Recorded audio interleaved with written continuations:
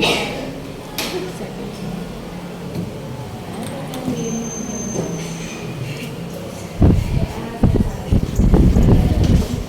ibu lanjut ke presensi. Hari ini berangkat semua atau ada yang berangkat? Nihil, berangkat semua ya? Iya. Kalau itu ibu langsung lanjutkan ke materi. Hari ini kita akan belajar mengenai dasar fashion design. Ada yang udah pernah belajar desain sebelumnya? Belum. Kembali ke kesepakatan kelas. Pertama, dilarang makan saat jam pelajaran. Kemudian yang kedua, HP dikumpulkan saat jam pelajaran. Lalu yang ketiga, dilarang izin ke kamar mandi secara bergerombol maksimal 2 orang. Kemudian yang keempat, dilarang mengobrol yang tidak perlu. Sekarang HP dikumpulkan ke depan dulu ya. Jadi sebagai seseorang nantinya akan terjun ke dunia fashion, itu kita nggak cuma belajar buat menjahit, tapi kita juga belajar bagaimana cara menciptakan desain. Dan membuat desain itu juga nggak asal-asalan. Ada prinsip desain, ada prinsip desain. Jadi nggak cuma asal aja gitu loh bikin desain. Jadi hari ini kita akan belajar mengenai prinsip desain, kemudian prinsip desain, proses mencari inspirasi untuk sebuah koleksi, lalu yang terakhir ada kolase atau mood board. Di sini udah ada yang pernah belajar mengenai unsur desain dan lain-lain? Belum.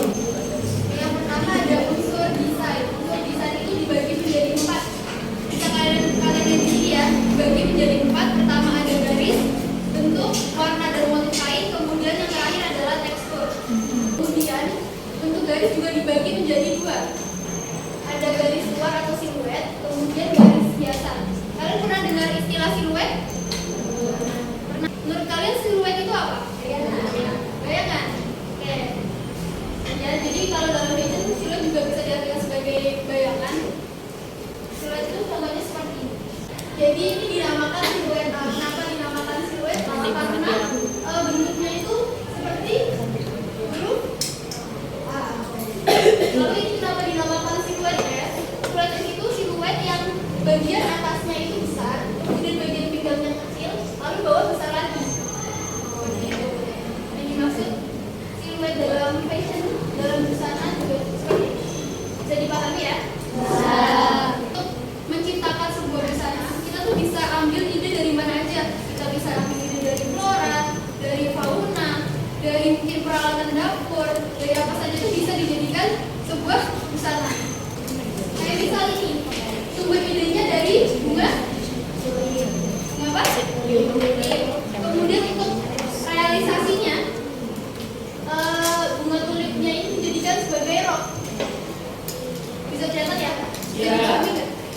Jadi kayak dibalik gitu bunga tulipnya. Oh ya. Nah, kemudian ini ikan apa? Ada yang punya di rumah? Ya. Oke. Kalian juga bisa ambil sumber ide dari ikan apa? Kalian bisa ambil bagian ekornya ini. Terus warnanya juga bisa. Ada yang pernah belajar mood board? Belum. Mood board itu mood ada yang tahu nggak? Artinya apa? Mood suasana. Ya. Suasana hati. Kalau board suasana hati. Jadi seorang desainer itu kalau mau desain itu harus buat mood board dulu. Biar apa sih? Biar ide-idenya itu terkumpulkan dan tidak keluar tema. Jadi mood board bisa diartikan sebagai cara yang bagus bagi desainer untuk menyajikan apa yang mereka ambil dalam sebuah tema untuk klien. Mood board fisik, yang kedua mood board digital. Nah hari ini nanti kita bakal belajar membuat mood board digital. Kalau mood board fisik itu biasanya harus motong majalah dulu, harus ada kain aslinya dulu. Tapi kalau misal mood board digital bisa dari gambar dari Google, dari Pinterest. Udah pada download kan? Kalian mau bikin busana dengan tema fauna. Kalian harus bikin mood boardnya dulu. Temanya fauna. Terus kalian pikir nih fauna apa aja ya? Ada banyak macamnya kan? Contoh fauna apa deh? Apa? Buaya. Cendrawasih. Ya. Burung cendrawasih bisa. Judulnya itu nggak harus nih misal ambilnya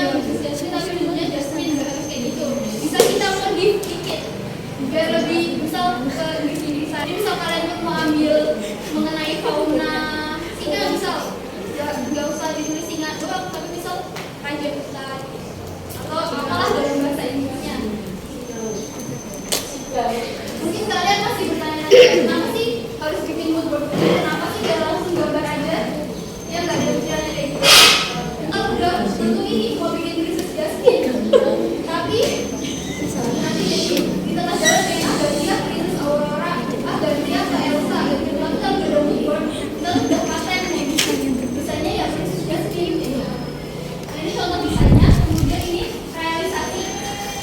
Oke, jadi gaya atau style itu dibagi menjadi 6. Dan itu paten ya 6.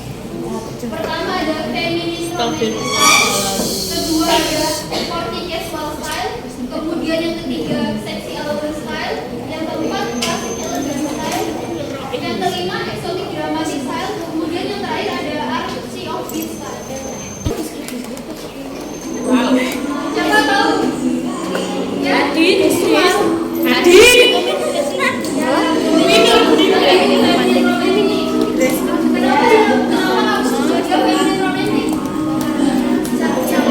Warnanya yang biru sama ada bunga-bunganya.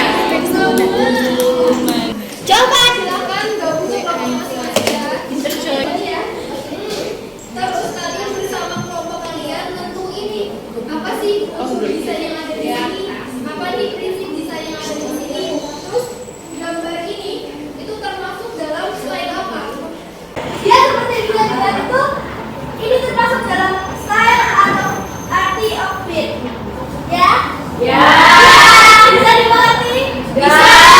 Harus bisa. Ini termasuk ke dalam prinsip keseimbangan, proporsi, dan juga irama. Bisa.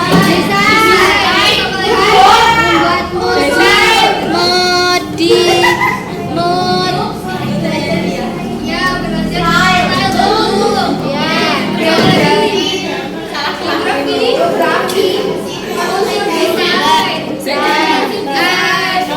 Menyenangkan nggak?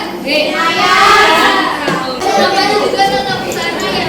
Jadi harus bisa desain juga bisa. Jadi, Mbak,